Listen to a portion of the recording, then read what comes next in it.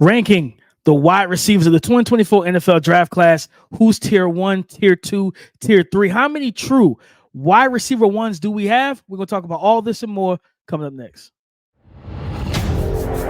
You are Locked On NFL Draft, your daily podcast covering the NFL Draft. Part of the Locked On Podcast Network, your team every day.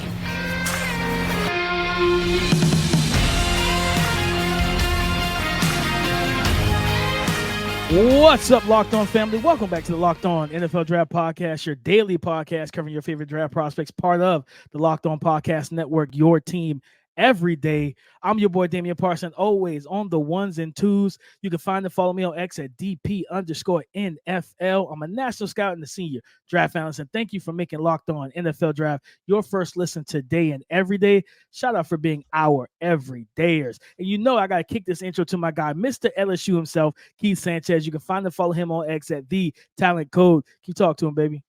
What's up, Locked On family? This is Keith Sanchez, 2019 national champ, and the other side to this dynamic duo that we like to call the Locked On NFL Draft Podcast, the #1 podcast for everything NFL draft content. We talk draft prospects, we talk draft strategies, and we talk DP draft rankings. We have our wide receiver rankings up. We're going to put them tier by tier, right? Because there's been a lot of conversation about Marvin Harrison Jr. versus Malik Neighbors versus Rome Odunze, right? Is Marvin Harrison Jr. worthy of being the #1 wide receiver, or is this attached to his name, or is this just simply a little bit of prospect fatigue? Man, listen, man, this will be a really good show. We're going to dive deep into the playmakers, right? And we're going to have this really good conversation. Listen, I want to tell all of our everydayers, man, hit the like button, go ahead and comment. And if you're not subscribed to the YouTube channel with the best NFL draft content out there, make sure you subscribe to the channel. This is DP. Before we get this thing started, man, before we get this wide receiver conversation started, why don't you hit them with our title sponsor? Today's episode is brought to you by FanDuel. Make every moment more. Right now, new customers get $200 in bonus bets with any winning $5 bet. That's $200 if your bet wins. Visit FanDuel.com/lockedon to get started. Tier 1 wide receivers. And I'll preface it by saying which receivers in the 2024 NFL draft class can actually step in and be a day 1 wide receiver 1, high volume target that you can funnel your passing game through. Keith, for me, it is the top 3. It's only 3 at the very top. And that is Marvin Harrison Jr., Malik Neighbors, and Rome Odunze. I look at those guys as you put them in the offense right now, in the NFL offense, and you talking about giving them 10 targets a game. I feel comfortable with all 3 of those guys getting that type of workload. One-on-one coverage, beating single coverage, moving around the four. All 3 of these guys can play, multiple spots, right? Marv plays the X, the Z, and the slot. Rome plays the X, the Z, and the slot. Neighbors plays all 3, even though I think he's probably more of a Z in the NFL than a true X. But nonetheless, all these guys move around. They bring different things to the table, and their skill sets are superior. I feel like that break from wide receiver 3 to wide receiver 4, 5, 6, and so forth and so on. I feel like there's a drop off in terms of what you're going to get, because I look at those 3 names as what you're going to get day 1, but they still have a high ceiling that they can get to and that they can propel themselves to in the NFL. Yeah, I'm gonna kind of go a different direction in this conversation with just the tier 1 wide receivers. And I'm going to say this right now. Are you talking about as a wide receiver prospect, right? I'm going to have Marvin Harrison Jr. in the tier by himself. And then I'm going to add Malik and Rome. And the reason I'm going to go with the Marvin Harrison Jr. by itself, I think the conversation, and it's picking up steam, right, is that, hey, Malik Neighbors may have more upside, right, as a wide receiver, because it appears on film, and we're not going to know because Marvin Harrison Jr. isn't going to test, right? But it appears that Malik Neighbors is more explosive as a player, right? He has the higher. And when you say ceiling, right, that part we have to identify too. What do you mean that he's the more explosive, that has the more chance for the big plays? Like, when you say that, what does that mean? But I'm going to go to not identifying the ceiling, but identifying the floor. And I think people have to understand that that's super important too, because every draft prospect, right, has a ceiling and a floor. The most dangerous draft prospects from time to time can be the guys that have very high ceilings and very low floors, right? That's where you can get in the danger zone. But with Marvin Harrison Jr., I think he has a super high ceiling, but he also has a super high floor, right? And that's why he's rolling into as like, hey, I believe that I know exactly what I'm getting with him. When you watch Malik Neighbors, when you watch Rome, right, you also understand that might want to, draw up some different things, do some different things with them. So in that tier one, right, I think I would have a tier A and a tier B with inside the tier one, Marvin Harrison Jr., because I do believe he's a complete prospect. You can put him anywhere on the field, ask him to fill any role, and he has the highest floor with the ultra high ceiling of being the best wide receiver in the NFL. I would put him in tier. Now, Malik Neighbors and Rome Odunze still elite level wide receiver prospects, right? But they're also, the floor may just be a notch or two under that. So that's how I kind of looked at DP. I don't know if you view the wide receiver conversation the same, or just with that situation. No, I mean, I have Marvin as the unquestioned wide receiver one for me, right? A guy that's the most complete receiver in this class to me. Route running, speed down the field, ball skills, great hands, can separate. And he's crazy enough, I don't think I see people talk about enough. He's a really good run blocker too. You know what I mean? Like big corners, smaller corners, it don't really matter. He can get his hands on guys and move them off the spot.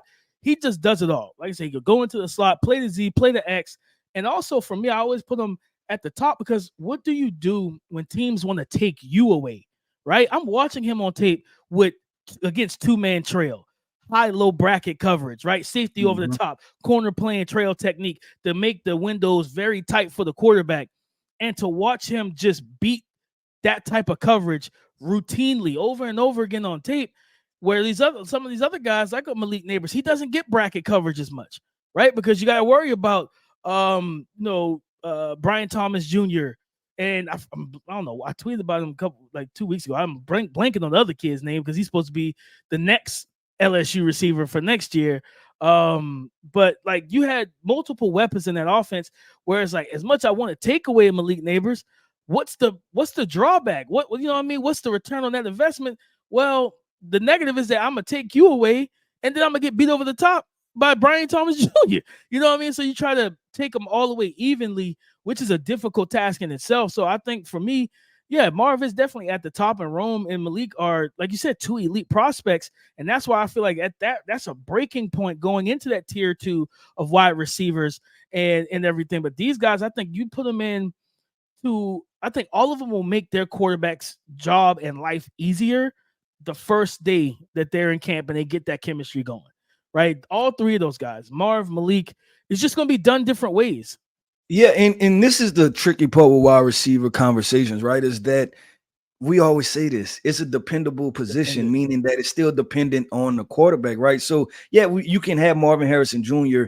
Ranked above, and then we're gonna get halfway through the season, and if Malik Neighbors goes to the better situation and has 300 more yards, right, then you look like you're wrong. But that's what I say, it's great in these prospects. You almost have to do it in a vacuum, because it's not like, college recruiting, right, where you get to dictate where you're going to go, right? If you're a highly talented wide receiver, then I'm going to go to a team with a highly talented quarterback. It doesn't work like that, right? You can very well have a bad quarterback in the NFL, and it directly impacts your production, what we've seen time and time again. But DP, I want to keep this thing going, because I think tier 1, everybody knew, right? Marvin Harrison Jr., Malik Neighbors, Rome Odunze. Tier 2, I think for us, it get a little interesting, right? Like, we may have some different names in there that people don't necessarily have, and there's not a certain limit, right? We can have 2, we can have 4, we can have 6 wide receivers in tier 2. So stay tuned as we go through this tier 2 wide receiver conversation. Say goodbye to busted brackets, because FanDuel lets you bet on every game of the tournament.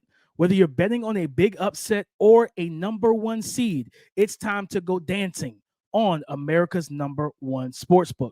Guys, right now, new customers get $200 in bonus bets if your first $5 bet wins. Let me repeat that. Right now, new customers get $200 back in bonus bets if your first $5 bet wins. That's $200 to use on point spreads, money lines. You can even pick who is going to win it all. All right. Again, that's $200 back in bonus bets that you could use on point spreads, money lines, and you can even pick who is going to win it all. So just visit FanDuel.com/locked-on and bet on college hoops until they cut down the nets. Just visit FanDuel.com/locked-on and bet on college hoops until they cut down the nets.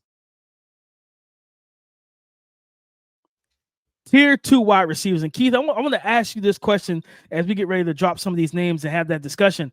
When I say tier 2 wide receivers who are underneath Marv, Malik, and Rome, but also are any of these receivers like high-end wide receiver 2s with the potential to be wide receiver 1s, or only wide receiver 2s?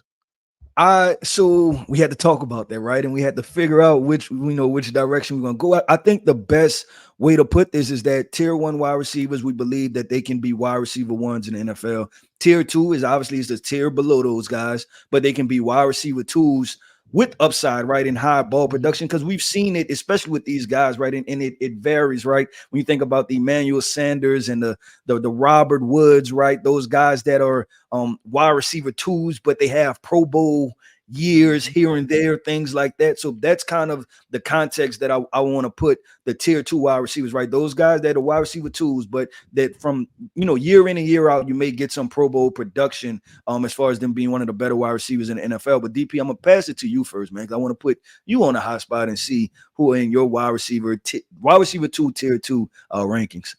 Man, for me, Keith, I look at Brian Thomas Jr. out of LSU. I have Adonai Mitchell out of Texas.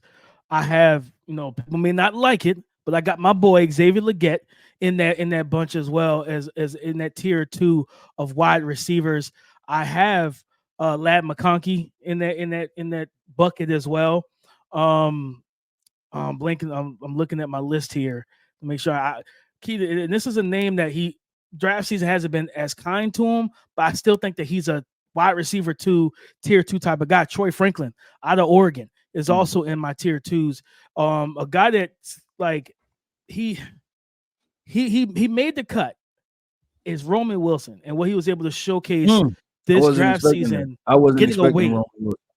I wasn't expecting it either, Keith. You know what I'm saying? I wasn't expecting to put him in that space, but I was like, after what I saw from him at the Senior Bowl, getting him detached from that Michigan offense that kind of limited what he could do and what he was asked to do, and then watch him go out to the Senior Bowl and just play wide receiver when he and really showcase his full skill set. Man, I was so impressed with him, Keith. And I think, and also, of course, Keon Coleman is in that bucket for me as well. Xavier Worthy is there also. Okay, now so you have a lot more wide receivers in your tier 2 conversation. I'm gonna go. Where is it? Okay, here are my rankings. And this is in no particular order, I guess you can say.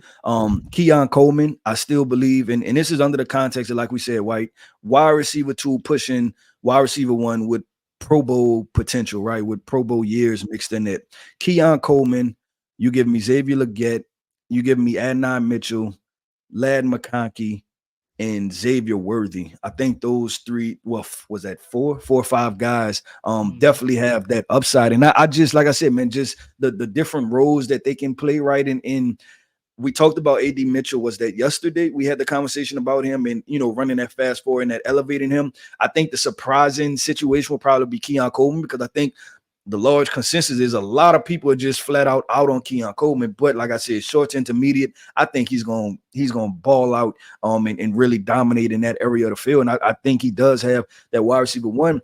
The wide receiver that I guess I'm glad to see people kind of turning around on, which I don't understand why they were out on, is South Carolina wide receiver Xavier Legette, right? Like, a lot of people were out on Xavier Legette, but he ran the forward, and it's like, oh, never mind, we do like him. And it shouldn't be that simple, but for some reason it's that simple for people. I was talking about our discrepancies, DP, and Troy Franklin, I didn't have him in, and then Brian Thomas, I didn't have him in.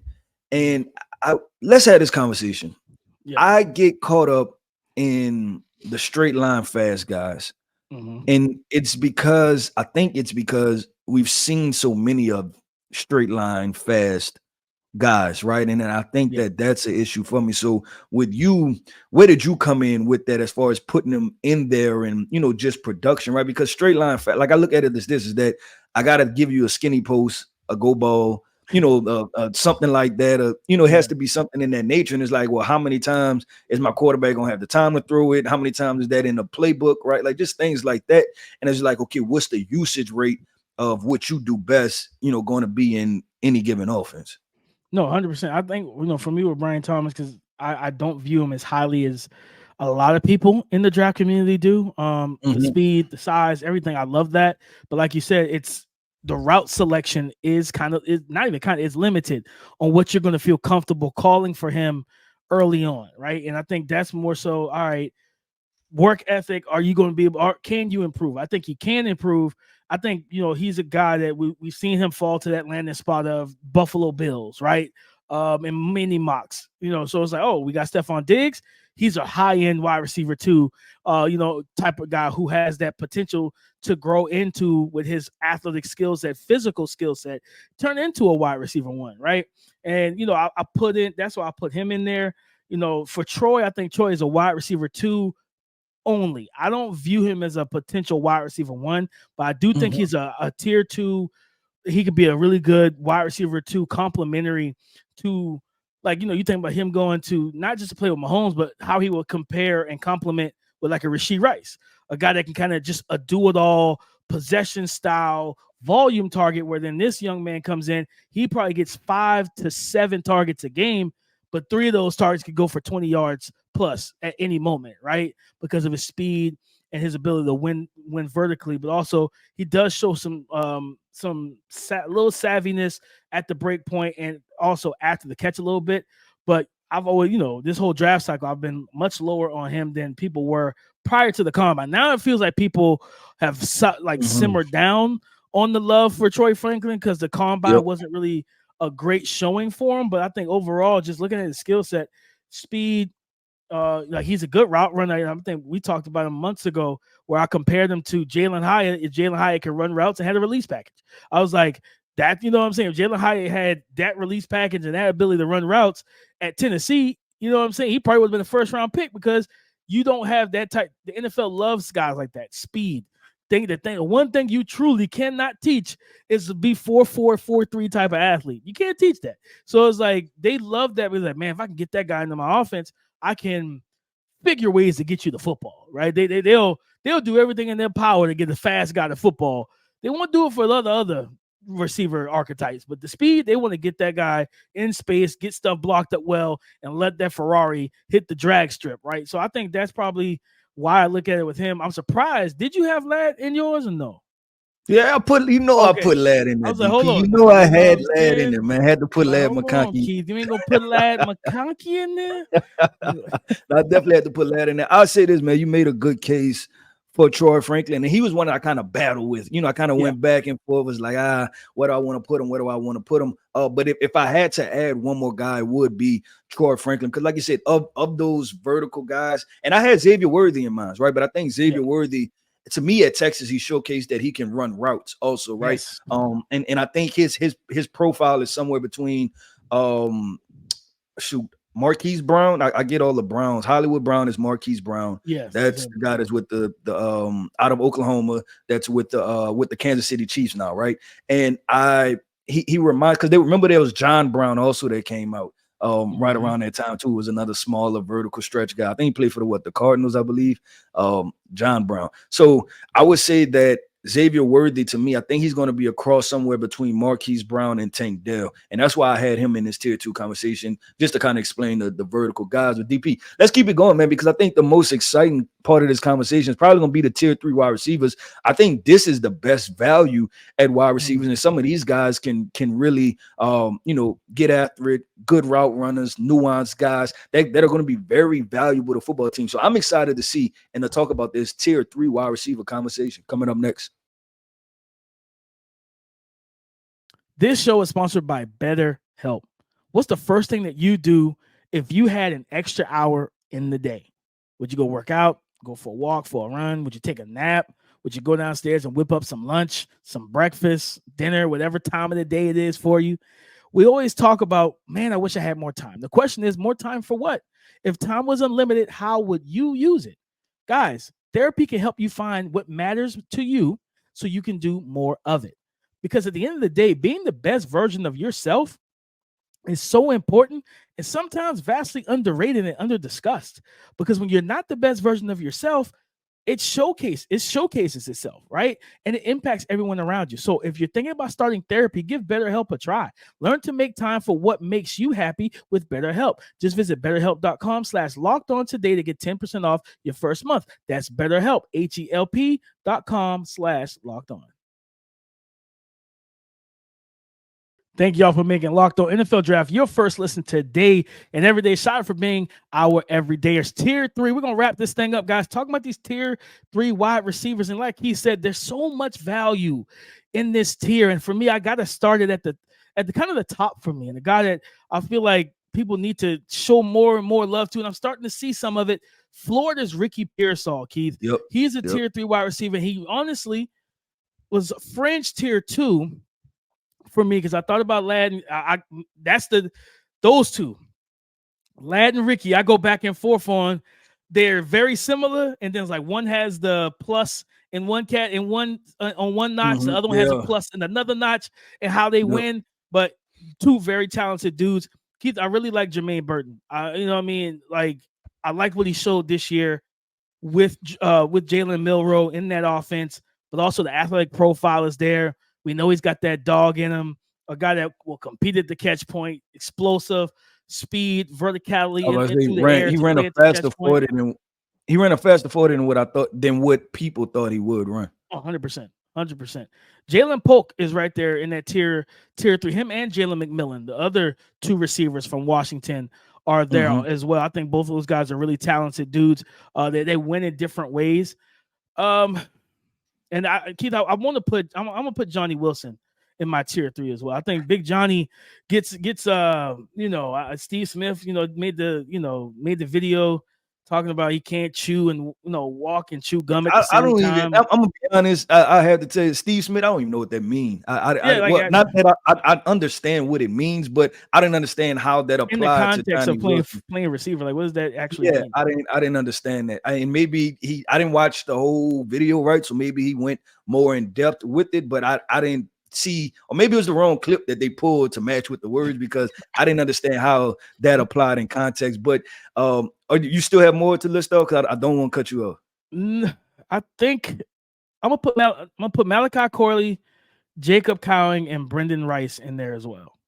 Okay, cool. I was laughing, DP, when you mentioned Johnny Wilson, because I thought that was gonna be my sleeper name that I was gonna get off, that you wasn't gonna think about, but you took him from me. I shouldn't have let you go first. So listen, let's talk about these wide receiver tools, man. And I'm gonna start with Johnny Wilson. I think in that tier, Jalen McMillan, Brendan Rice. I'm gonna throw Javon Baker in there, DP. I think Javon Baker has that type of upside. Then I'm gonna go Jalen Polk also. I'm gonna go Ricky Pearsall, and then wrap it up with Jermaine Burton and Jacob Cowell and Roman Wilson, right? Like, so that combination right there. And then, man, I guess because I put him in tier 2. I'm sorry. Or did I put? No, I didn't put Troy Franklin in tier 2, huh? So I still have to add Troy Franklin and Brian Thomas. So my tier 3 is probably 10, 12 names deep.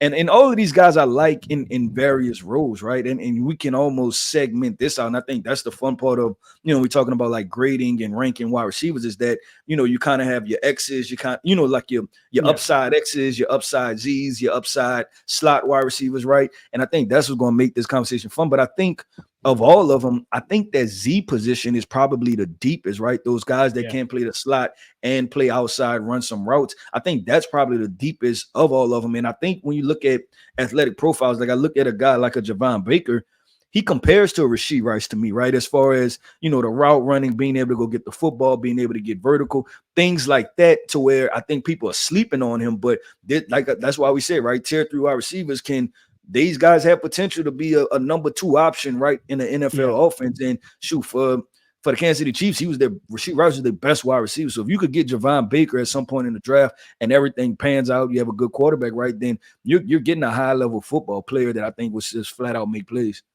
No, 100%. Just like you said, the value is in that tier 3, in this tier 3 bucket. And there's still names that we didn't mention that we left off, like a Jamari Thrash from Louisville. There's still so Mhm. many more talented guys that when you get them into the NFL, get them into an NFL offense, they're going to bring some more value than their draft capital, because they're probably going to So be 4th, 5th round picks.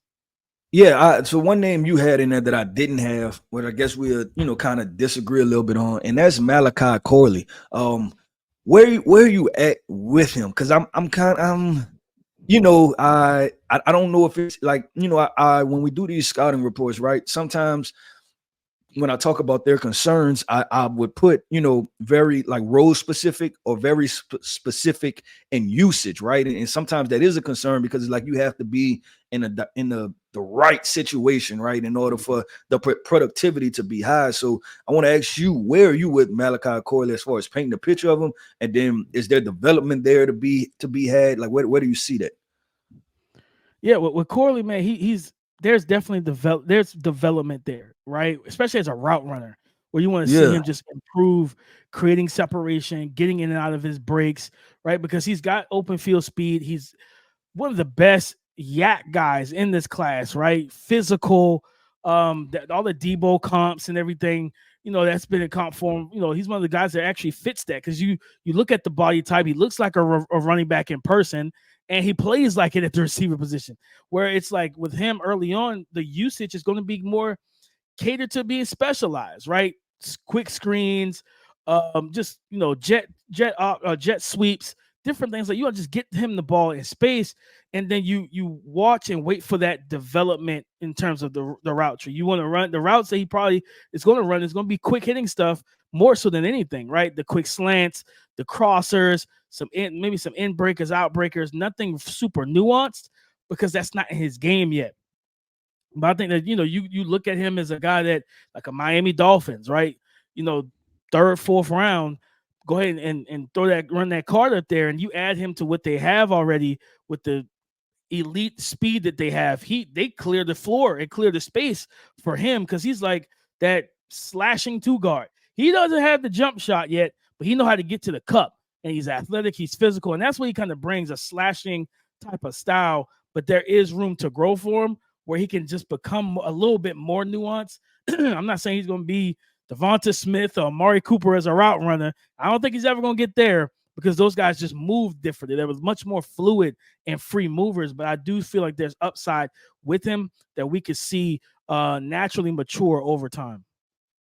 Okay, well, yeah, that's why I had to kind of figure out, because we talked about this, right? Everybody says Debo Samuel, but there's only one Debo Samuel, right? So I just when I draft him, I just want to have a plan for him, as a what he's going to do, right? And like you said, hopefully he continues to develop. And I think Debo Samuel kind of went on that same trajectory, right? Obviously, they gave him more of what he does, but then also he tried to work on being a better wide receiver. You know what I'm saying? So you just look at it from like that. But DP, listen, man, we're talking about wide receiver rankings. I think that was I had one word, I would say productive, DP. That was a productive conversation, man, of explaining, right, the nuance to when it comes to ranking these wide receivers, the situations, how deep this wide receiver class, because I think it's cool, when people say it, right, but to actually put it in context. And I like what we did as far as letting people know, like, hey, this can be a wide receiver 2, right? But then can also, have some Pro Bowl type years. This can be a wide receiver 3, right? But act as a wide receiver 2 in certain situations, to be able to add context as we head into the NFL draft. So that way, man, our everydayers can know exactly who's coming onto that team. And speaking of everydayers, it's time to give a shout out to our everydayers. I want to thank you for tapping in with us each and every single day here at the Locked On NFL Draft Podcast, man. I said it at the top of the show, and now I'm going to say it at the bottom of the show. Make sure you like, make sure you comment, and if you're not subscribed to the YouTube channel, make sure you comment. Listen, man, I am Keith Sanchez. You can find me on X at The Talent Code, man. That right there is my co-host, Damian Parson. You can find him on X at DP_NFL. And like we always like to say, man, y'all come talk to us, because we like to talk back. Go subscribe and follow for free on YouTube, wherever you listen to podcasts, to get the latest episode as soon as it is available. Thank you for making Locked On NFL Draft your first listen today and every day. Shout out for being our everydayers. All right, we got more draft content coming up. So you already know what I'm going to tell you. Come and join the conversation again tomorrow on the Locked On Podcast Network, your team every day.